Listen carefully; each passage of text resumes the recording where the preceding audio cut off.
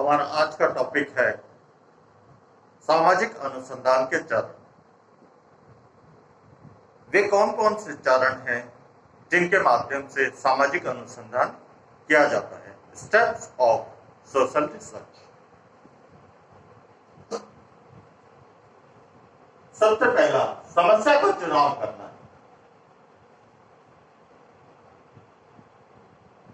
अनुसंधान का विषय कोई भी नहीं हो सकता, सिर्फ वही हो सकता है जो हमें ज्ञात नहीं है या जिसके बारे में हम जानते नहीं हैं, जानना चाहते हैं, उसी पर अनुसंधान होता है। समस्या का चुनाव करना कहने का मतलब जो हमारे सामने सामाजिक समस्या है उसका चुनाव करना कि समस्या क्या है, इसकी कार्य कारण संबंध क्या है। जब तक समस्या का चुनाव नहीं होता तब तक सामाजिक अनुसंधान प्रारंभ नहीं होता। दूसरा, संबंधित साहित्य का अध्ययन करना।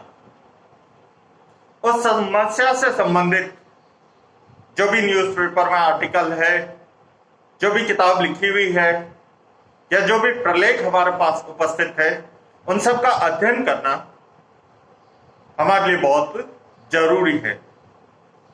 तीसरा स्टेप है इकाइयों का निर्धारण करना। जिस क्षेत्र में हमको अनुसंधान करना है उस क्षेत्र में इकाइयों का निर्माण हमको करना पड़ता है। इकाइयों का निर्माण मतलब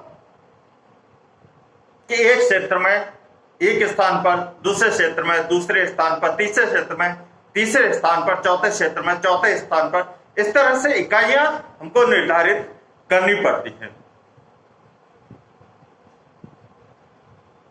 चौथा चरण है प्राकल्पना का निर्माण करना। प्राकल्पना क्या होती है?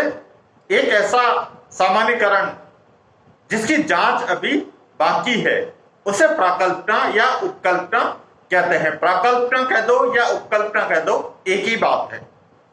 तो एक उपकल्पना हमको निर्धारित करनी पड़ती है। जैसे चौक का उदाहरण मैं देता हूं कि चौक हाथ में पकड़ ली तो चौक को हम नीचे गिराएंगे, हाथ से छोड़ेंगे तो वो नीचे गिरेगी। उसी तरह से एक कल्पना की जाती है कि इस तरह से यदि हम उसका अनुसंधान करेंगे तो परिणाम ये प्राप्त होंगे। पांचवें, अध्ययन क्षेत्र का निर्धारण करना। जैसे कोई सामाजिक समस्या है तो सामाजिक समस्या का हमको अध्ययन करना है तो हमको अध्ययन क्षेत्र का निर्धारण करना पड़ेगा कि इस क्षेत्र में जाके उससे संबंधित तथ्यों को प्राप्त किया जा सकता है या इस क्षेत्र में जाकर उससे संबंधित तथ्यों को प्राप्त किया जा सकता है। फिर सूचना दाताओं का चुनाव करना। अनुसंधान में सूचना दाता जो हमें सूचना देंगे उनका चुनाव करना। जैसे 5 का कर लिया या 10 का कर लिया इत्यादि। सूचना के स्रोतों एवं अध्ययन के उपकरणों व प्रविधि का निर्धारण करना। सूचना हमें कहां से मिलेगी और कौन कौन सी प्रविधि है, जैसे साक्षात्कार है, निदर्शन है, व्यक्तिगत अध्ययन पद्धति है, अवलोकन है, अनुसूची है, प्रश्नावली है, कौन सी विधि का प्रयोग हमें करना है। 8वां पॉइंट है या 8वां चरण है उपकरणों एवं प्रविधियों का पूर्व परीक्षण तथा अग्रगामी अध्ययन। जो प्रविधियां हमें उपयोग में लेनी है उनका एक बार प्रयोग करके हम देख लेते हैं कि क्या वास्तव में ये प्रविधियां इस अनुसंधान के लिए उपयोगी रहेगी या नहीं। 9वां चरण है तथ्यों का अवलोकन व संकलन। उस समस्या से संबंधित जितनी भी सूचनाएं हैं उनको एकत्रित करना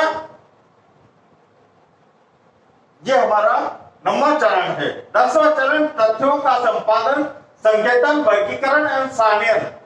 जो तथ्य हमने प्राप्त किए हैं सूचनाओं के माध्यम से, उनका संपादन करना। संपादन का मतलब उन्हें आगे प्रेषित करना, उनको संकेत प्रदान करना, उनका अलग अलग भागों में वर्गीकरण करना और क्रमानुसार जमाना। 11वां पॉइंट है तथ्यों का विश्लेषण व विवेचन करना। जो तथ्य हमने प्राप्त किए हैं उनकी विशेषताओं के आधार पर उनका विश्लेषण करना और उन पर चर्चा करना। 12वां पॉइंट है सामान्यीकरण एवं नियमों का प्रतिपादन करना।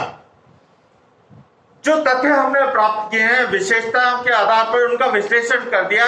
विश्लेषण करने के बाद एक जिससे सूचनाएं जिनमें प्राप्त हो रही है वो हमें एकत्रित करनी और उनके आधार पर हमें यह पता लगाना है कि समस्या का मूल वास्तव में क्या है। जब उसका सामान्यीकरण करेंगे, सामान्यीकरण का मतलब जिनमें सारी बातें एक समान होती है उससे सामान्यीकरण कहते हैं। और इससे सामान्यीकरण करने के बाद में हमको ये पता चल जाएगा कि वो नियम क्या है या वो सिद्धांत क्या है। अंतिम पॉइंट है प्रतिवेदन लेखन। प्रतिवेदन लेखन का मतलब जहां से आपने अनुसंधान प्रारंभ किया है वहां से लेकर अंत तक सभी प्रकार की सूचनाएं, आपने कितने लोगों का समूह बनाया, किस किस को किस क्षेत्र में भेजा, कौन कौन सी प्रविधि पद्धति आपने प्रयोग में ली, सूचनाओं को एकत्रित करने के लिए किस प्रकार से सारणन किया, वर्गीकरण किया, विश्लेषण किया, इत्यादि सारी जानकारी जो है प्रतिवेदन लेखन में लिखी जाती है। इस प्रकार से हमारा अनुसंधान पूरा होता है। Thanks for watching.